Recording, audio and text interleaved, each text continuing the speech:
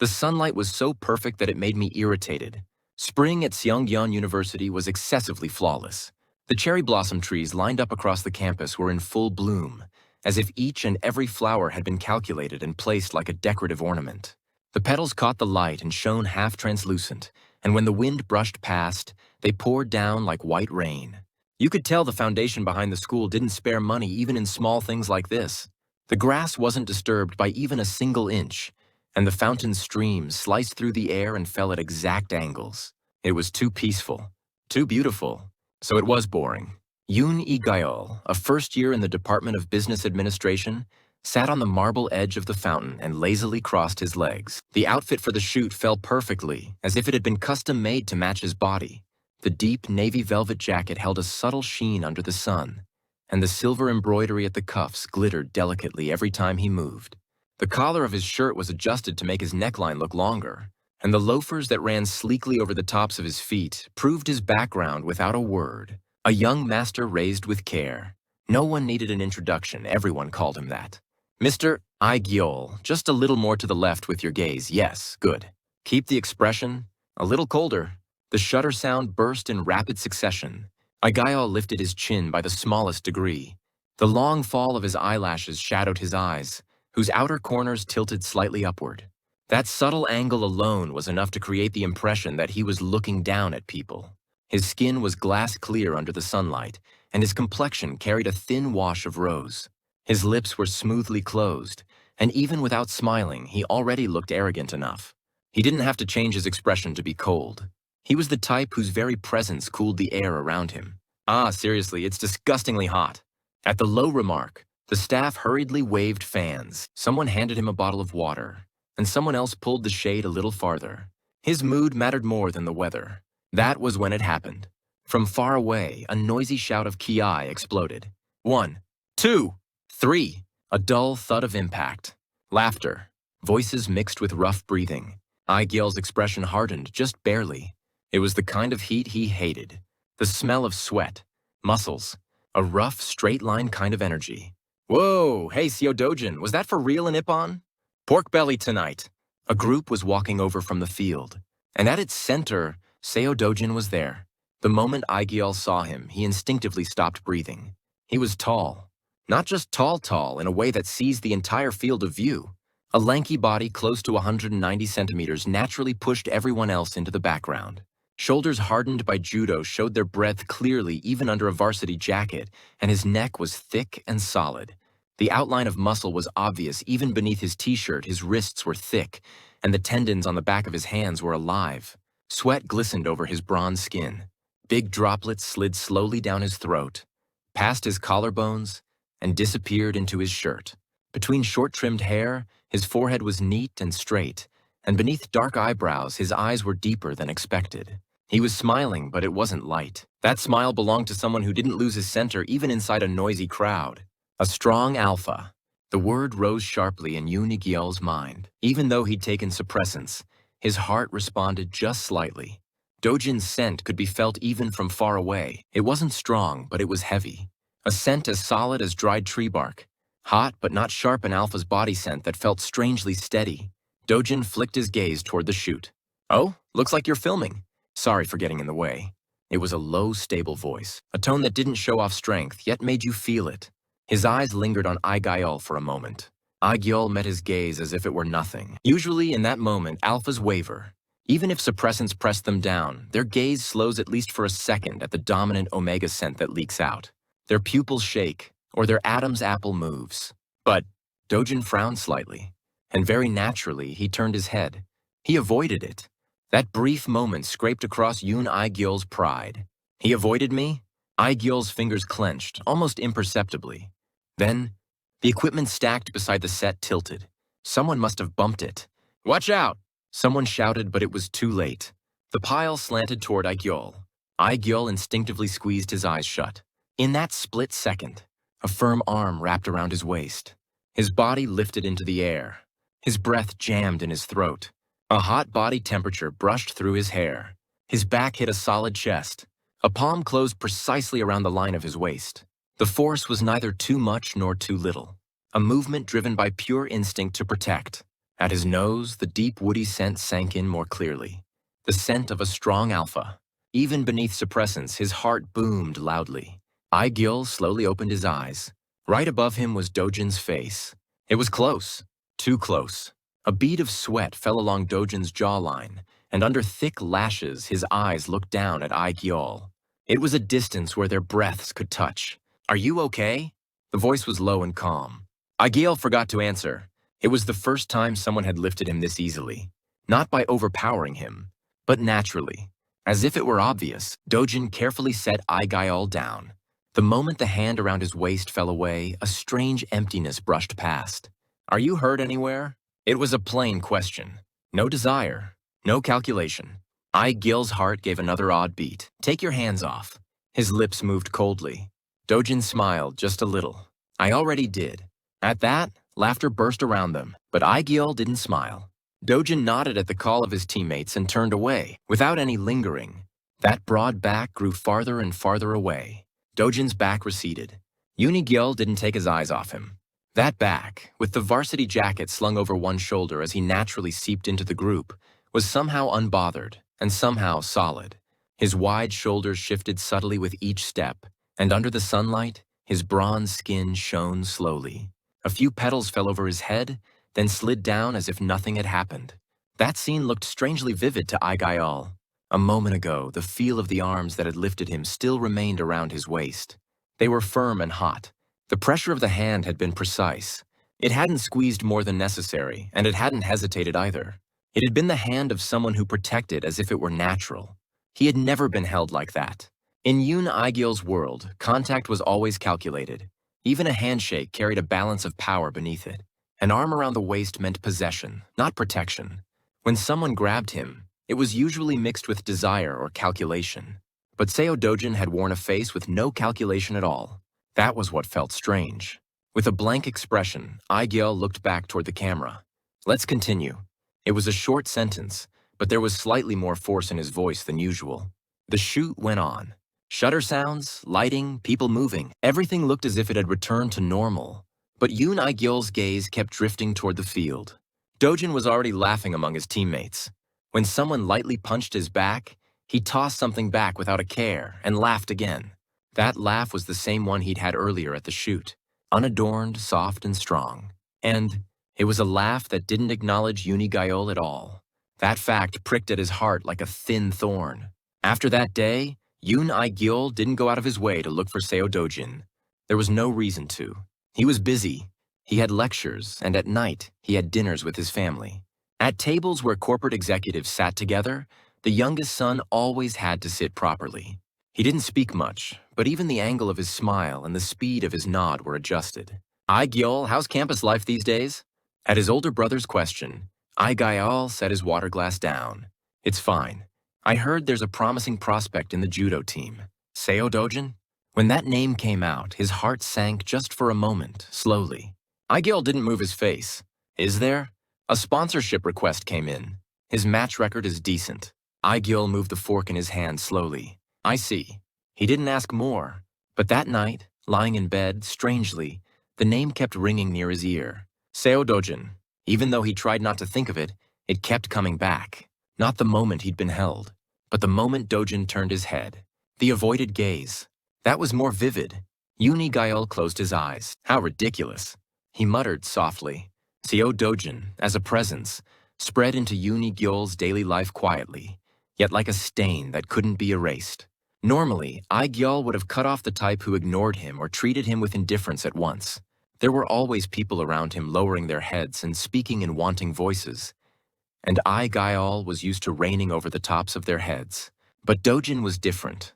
He didn't waver at Gil's power, his looks, or even the seductive scent unique to a dominant Omega. That indifference provoked Gil. More precisely, it was a crooked curiosity he wanted to confirm what the source of that indifference was. A week later, Gil headed not to the business school building, but to the gymnasium on the opposite side of campus. Humid, hot air pushed into his lungs, the stench of sweat and the sharp smell of mats.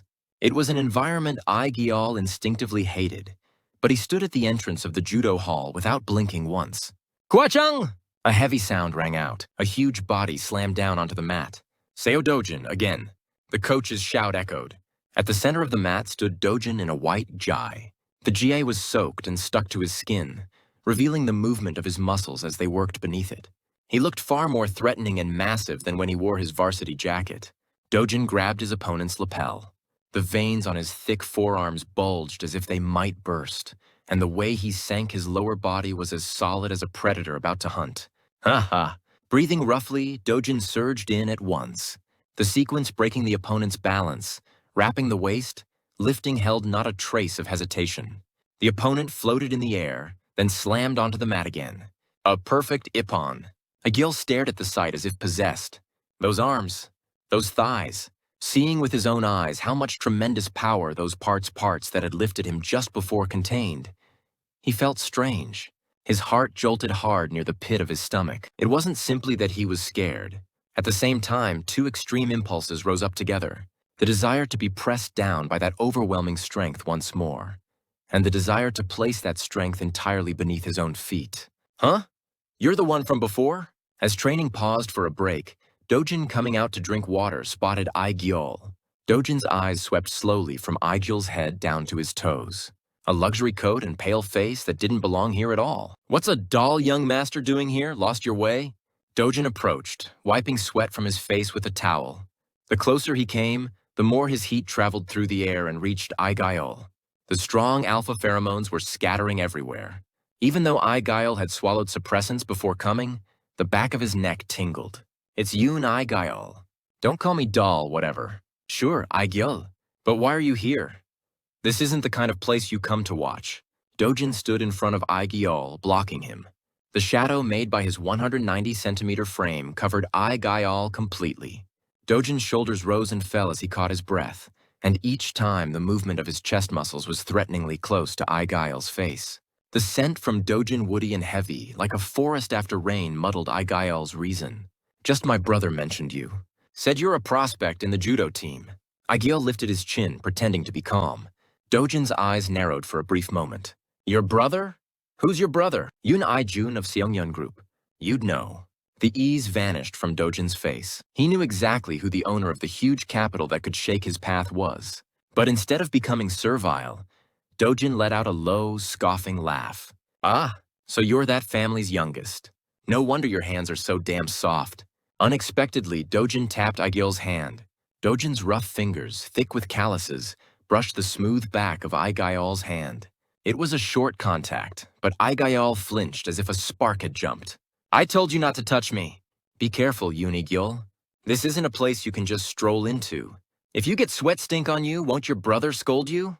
Dojin laughed again, treating Ai-gyol like a child. The laugh was kind, but at the same time, it drew a clear line. A line that said you don't belong to this world. That arrogant line setting lit a fire inside Ai-gyol's chest. Even after he got home, Ai-gyol couldn't forget Dojin's eyes. Eyes that looked at him like he was a precious jewel, yet held no sense of threat at all, calm eyes. While everyone else watched Ai-gyol's mood and bent over backward to please him, Dojin alone treated him like a weakling who needed protection. Seo Dojin. Lying in bed, Ai-gyol chewed the name and spit it out. He was curious about Dojin. Beyond simple curiosity, he wanted to pull him into his own orbit. He wanted to break that solid pride and make that overwhelming alpha presence devote itself only to him. But the situation moved faster than Ai-gyol expected, cruelly so. A few days later, Ai-gyol received a report from his secretary. It was about Dojin's family situation and the judo team's crisis of survival. Dojin's father's small company had gone bankrupt under a larger corporation's pressure, and Dojin was currently living in a shabby goshiwon near campus while working night shifts at a logistics center. And the judo team he cherished most was facing disbandment after this final competition due to the foundation cutting support funds. Reading the report, Ai-gyol bit his lip, not because he was sad, because he realized this could become the perfect key to possess Dojin. At the same time, somewhere in his chest throbbed. The fact that the man who laughed so confidently in daylight was hauling boxes in a dusty warehouse at night, the fact that that huge body was lying down in a cramped goshiwon room annoyed him beyond measure. And then Ai-gyol was handed a decisive moment. It was the day he came face to face with a sign that read "Elevator under inspection," while carrying a bag full of major textbooks. Irritated, Ai-gyol shoved open the stairwell door. Around the third floor, heavy footsteps and low laughter rolled down from above. Hey, Seo Dojin? No ditching the judo team dinner this weekend. We'll see. A low, weighty voice. Aigil instinctively stopped. At the turning of the stairs, the descending group met Aigil face to face. The smell of sweat and hot body heat filled the narrow stairwell in an instant. At the center of the group, Dojin erased his laughter the moment he spotted Aigil. Dojin didn't acknowledge him. He merely turned his body to the side and pressed himself against the wall so Aigil could pass through the narrow path. Even that consideration was indifferent and mechanical. But to Aigil, that moment was long as eternity. As Dojin moved to make room, his huge shadow fell near Aigil's shoulder. The pressure of an alpha nearly 190 centimeters tall felt like it swallowed all the oxygen in the stairwell. Go ahead. Dojin's voice was short and dry. He didn't stare at Aigil's face. He simply fixed his gaze somewhere near Aigil's feet and waited for him to pass. Aigil felt humiliated. The man was treating him who usually monopolized every alpha's gaze as though he were nothing more than a small obstacle to be cleared. As Aigil brushed past up the stairs, a cool, woody scent mixed with heavy sweat rose from Dojin's collar. Beyond the suppressants, the back of Aigil's neck turned cold. Until Dojin went all the way down, shut the door, and disappeared. Aigil stood there and swallowed his dry saliva. Is he ignoring me right now? Dojin didn't approach first. He didn't act kind. He simply existed. And yet, Aigil tasted a defeat he had never felt before.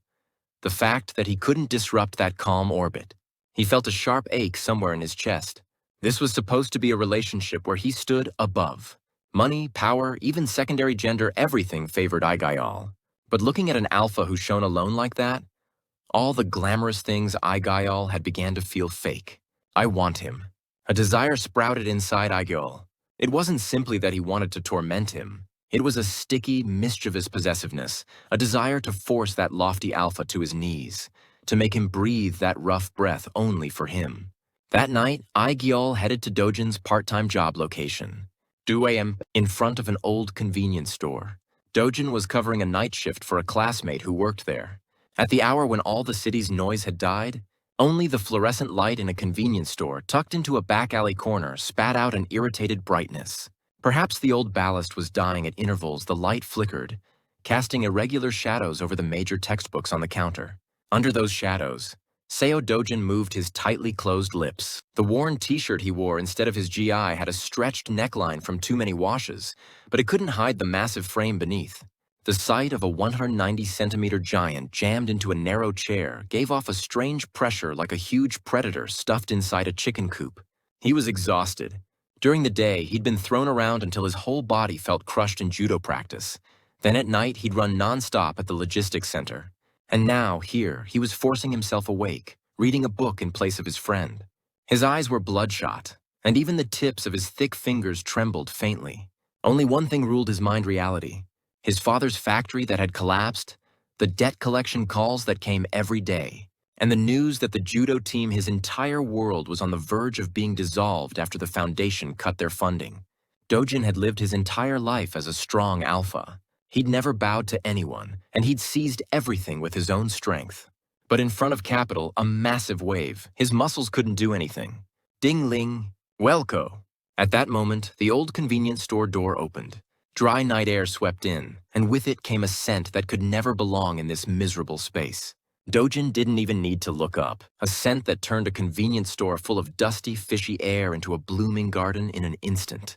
Not artificial, yet irresistibly seductive cold lily. It was Yoon Aigil. Dojin's words stopped. At the entrance stood Aigil, having parked a flashy sports car carelessly along the road. He looked so spotless it was hard to believe he'd walked down an alley with muddy puddles. The hem of his deep navy coat swayed smoothly with each step, and the silver buttons on his cuffs caught the fluorescent light and flashed sharply. He stopped at the counter and looked down at Dojin. No, more precisely, he swept over Dojin's state as if appraising it. Yoon Aigil, what are you doing here at this hour? Dojin spoke first. His voice was hoarse, and the bass that settled low sounded threatening. Without answering, Aigil tossed a thin document envelope onto the counter. The light sound of paper broke the stillness. Without answering, Aigil stepped closer to the counter and stared straight at Dojin.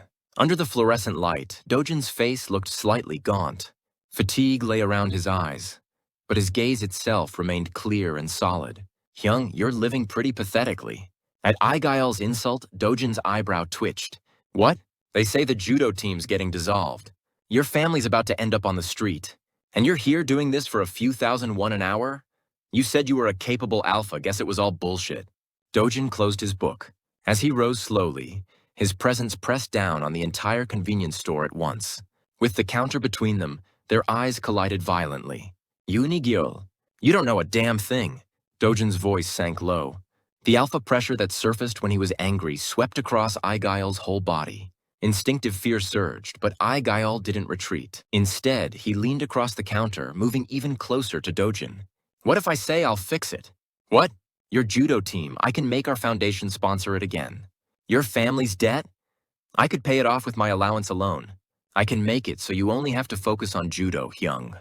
I can. Aigael's voice trembled softly. Dojin let out a disbelieving, hollow laugh. Slowly, he raised his head and met Aigael's eyes. Dojin's bloodshot gaze and Aigael's glass-clear, arrogant eyes clashed in midair. Every time he looked at Aigael, Dojin felt a strange urge to destroy. I want to stain bruises across that pale, pretty skin. I want moans to spill from those smug lips instead of arrogant words. It wasn't so much a sexual desire an alpha felt toward an omega, as it was a primal conquest instinct to drag down and crush that high-place existence that looked down on him. Yoon-gi-yeol, cut it out. I told you my situation isn't leisurely enough for you to joke around. It's not a joke. Open it. Aigael jerked his chin toward the envelope.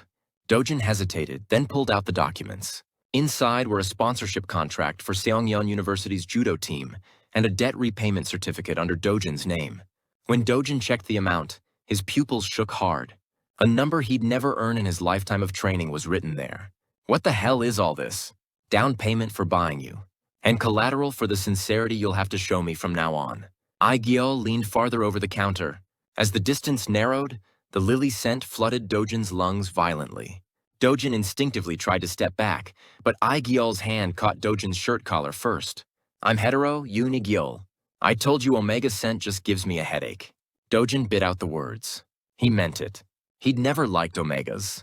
Their sweetness always felt artificial, and to Dojin it symbolized weakness. But Aigael's scent was different. Cold, sharp, something that drove people insane. Liar? You say my scent is disgusting, but you're not letting go of my wrist. At that, Dojin realized he was gripping Aigael's slender wrist so hard it was as if he might snap it. A strange heat rose where his calloused, large palm met the Omega's skin, smooth like silk. You're strong, aren't you? So why use that strength here? Use it on me. Do what I tell you. Go where I tell you to go. Then everything you want to protect, I'll protect it all. Aigael smiled playfully and brushed Dojin's cheek. When the cold fingertips touched Dojin's hot skin, goosebumps rose. Dojin hated this situation. The fact that he was being sold for money, and worse, forced to yield to a younger, seemingly fragile Omega, his alpha pride was being torn to pieces. But there was nowhere left to turn back. So, are you taking it or not? Aigael's command was firm. He didn't avoid Dojin's gaze. If anything, he looked like he was enjoying the way Dojin glared at him as if he wanted to kill him. The moment you kneel to me, these documents go into effect. Your pride, your judo team, your family, you decide what matters more. Silence fell. Only the hum of the convenience store refrigerator echoed hollowly. Dojin's fists clenched until they turned white. Every muscle in his body screamed. The urge to vault the counter and choke that slender throat fought against the humiliation of collapsing before the wall of reality. Yoon-gi-yeol, keep your promise. Dojin's voice resembled an animal's growl. Aigael felt his heart pounding as if it would burst. It wasn't fear. It was a thrill. The sense of achievement in placing an Alpha 1 who believed himself the strongest in the country beneath his feet. And the fact that Alpha was pouring toward him that intense hatred and desire made Aigael's whole body tingle. Yeah. Dojin was hetero. He despised Omegas. But now, his lower abdomen was reacting to Aigael's scent, burning hot. It was shame and the beginning of an instinct he couldn't refuse. Aigael, you think you bought me? Dojin murmured low. Wait, instead of kneeling under you, I'll make you cry under me. A vicious desire to destroy swirled gold in Dojin's eyes. It was an ominous sign of how brutally and how hotly their trajectories would tangle from here. From the next day on, Dojin's life flipped completely upside down. He no longer needed to return to a shabby Goshuan room. He had to move his things into a penthouse Aigail had designated a top-tier residential complex near Seongyeon University. Dojin's belongings were simple: a worn bag holding a few judo uniforms and some battered major textbooks. Standing in the penthouse's extravagant marble corridor, Dojin looked like a massive piece of foreign matter in that space. "You're here? Faster than I thought." Aigail, lounging on the living room sofa with his legs crossed and sipping wine, turned his head. Even at home, he wore a luxurious silk robe. The pale legs and collarbones revealed between the robe teased Dojin's gaze. "Your room is over there. And from now on, no going out without my permission. You know that, right?" Instead of answering, Dojin tightened his grip on the bag. He could feel every one of Aigail's commands scraping his nerves. No answer? Aigail set his glass down and got up, walking toward Dojin. He poked Dojin's chest lightly with a finger and tilted his head. "Why is your body so stiff? You're like a rock." "Because I do judo." "Watch your tone. You need fixing." "And this." Aigail handed Dojin a crisp, neatly ironed black shirt. Dojin's eyebrow twitched. "What is this?" "Wear it when you guard me." "At school." "Unigyo. Don't push it." "I said I'd be your guard, not your toy." Dojin's presence turned dangerous. The air in the living room chilled instantly under the pressure of a 190-centimeter alpha. But Aigail didn't even blink. Instead, he placed a hand near Dojin's neck and whispered, "You checked that the judo team budget went through, right? I also transferred your father's hospital bills. You're mine now. My property can't refuse the owner's orders." Dojin ground his teeth. Humiliation so intense it made him want to die flooded him. The sensation of being perfectly bound by someone, this was territory never once permitted to an alpha who had lived as hetero his entire life. "I can't go to school without a guard. Those disgusting alphas cling to me everywhere I go. On days you don't have judo practice, I want you to always act as my guard. You know what I mean, right?" In front of Seongyeon University's business administration building, the plaza that would normally be full of students' laughter fell into sudden silence. At the center of that silence stood Yoon Gaeol, polished like a perfect piece of art. And one step behind him, an enormous shadow followed, radiating an unfamiliar pressure. Seo Dojin. Dojin wore the black shirt Gaeol had picked himself. Even with the buttons fastened all the way to the top, his wide shoulders and solid chest muscles looked as if they might burst through the fabric. Dojin guarded Aigail without any expression, but his presence was more overwhelming than any ornament on campus. "Hey, isn't that Seo Dojin from the judo team? They said he's a national team prospect. Why is he stuck behind Yoon Gaeol? Holy shit, look at that vibe. Are they filming a movie or something?" The students' whispers drifted through the air, but Dojin didn't move a muscle. He walked while staring as if he could bore through the back of Aigail's, had the thin strands of hair resting on Aigail's pale nape, and the cold lily scent that drifted faintly with every step. Dojin was hetero. He'd spent his whole life in sweaty gyms and treated rough alpha scuffles as routine. To him, omegas were either a fragile species that needed protection or a variable that smelled sweet and fishy. But Yoon Gaeol was different. He looked fragile, but he was like a poisonous flower. And Dojin had stepped into that poison with his own feet. "Shorten your stride. You're getting too far from me." Aigail stopped and looked back. Under the sunlight, his eyes shone transparent like jewels. Dojin didn't answer. He simply took a long step forward. When the distance between them narrowed to a single span, Aigail sucked in a breath without meaning to. Dojin's heat and heavy woody scent invaded Igail's space all at once. "You told me to stay close." Dojin's low voice dropped over Aigail's head. The pressure of a 190-centimeter body was a far stronger restraint than any choker. Aigail had bought Dojin because he wanted to look down at him, but standing face to face with Dojin's eyes like a predator looking at prey sent a chill down his spine. Yeah, keep following me like that." Aigail walked on, forcing himself to look calm, but Dojin's gaze against his back was so hot it felt like it might burn him. The cafeteria at lunchtime was packed, with hardly any place to step. Aigail sat in a secluded corner, drinking coffee elegantly, while Dojin sat across from him with his arms crossed.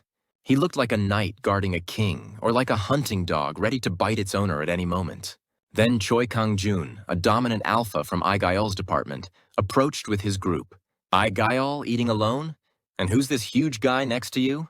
Kang-jun naturally tried to place a hand on Aigail's shoulder. Normally, Ai would have been annoyed but let it slide. But before Kang Jun's hand could even touch Ai collar, a thick, solid hand snatched Kang Jun's wrist out of the air. Clack! It felt as if someone had slapped handcuffs on him. It was Dojin. "What the hell, you?" Kang Jun frowned and glared at Dojin. But with a blank face, Dojin held Kang Jun's wrist and slowly applied pressure. "Move your hand." "He's uncomfortable."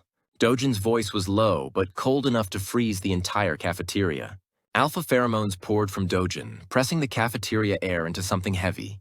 Even if he'd taken suppressants, Dojin's instinctive hostility was enough to chill the backs of other alphas' necks. "Ah, it hurts, let go!" Kang Jun screamed, trying to yank his wrist back, but Dojin's grip didn't budge. Staring straight into Kang Jun's eyes, Dojin murmured quietly, "Don't touch him whenever you feel like it. And don't mix your filthy pheromones in either." Dojin was hetero. He was used to alpha territory fights, but he had never expressed such intense possessiveness to protect someone. Yet right now, the thought of another alpha's scent mixing around Ai was so disgusting he couldn't stand it. It wasn't simply because of the contract. Some deep part inside Dojin had begun to define Yoon Ig-yeol as his one and only territory. "Hyung, stop."